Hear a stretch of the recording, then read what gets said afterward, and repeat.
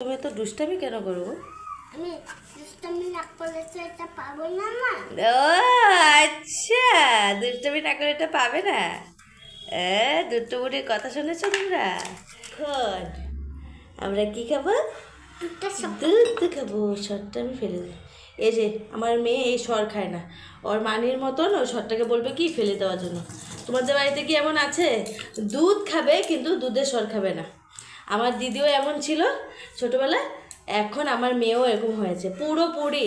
মামা মানি পাপা সবাই বংশে যা আছে, যারা যারা আছে, মানে জেঠু থেকে শুরু করে ঠাম্মার থেকে শুরু করে দিদিভাই, যত দিদিভাই সব তো সমান, বাকি সবারই সমান হয়েছে।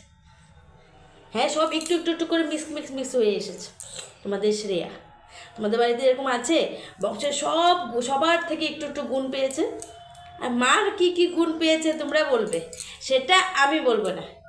আমার মেয়ের আমার কি কি গুণ পেয়েছে সেটা কিন্তু আমি বলবো না, সেটা কে বলবো? শ্রেয়া বলবো, শ্রেয়া বলবো। এখন আমরা বিকেলে দুধু খাবো, তাই তাই না? বিকেলে দুধু খাবো,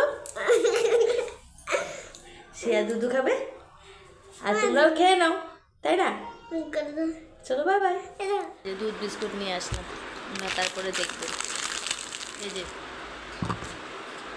ক্লে নিয়ে দুধু খেতে বসেছি। সারাদিন কিছু না কিছু একটা হাতে থাকবে। আমার মা কিনে দিচ্ছে। মা এটা পাপা কিনে দিচ্ছে।